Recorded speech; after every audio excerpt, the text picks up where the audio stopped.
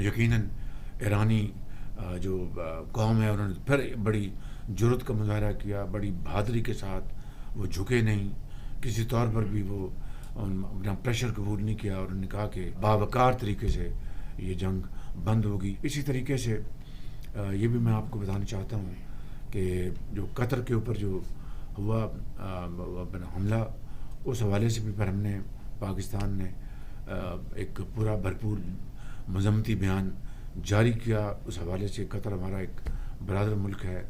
Saudi अरब के जो वली अहद हैं, मेरी उनसे फिर टेलीफोन पे बात हुई और उनसे बड़ी तफसील से बात हुई। उन्होंने भी ये, मैं आपको बिल्कुल इखलास से बता रहा हूँ कि इस जंग में को रुकवाने में बड़ा अपना किरदार अदा किया। जो ही इसराइल ने हमला किया, सऊदी अरब ने भरपूर मजम्मती बयान जारी किया और फिर ईरान के सदर से वली अहद ने ख़ुद फ़ोन पे बात की।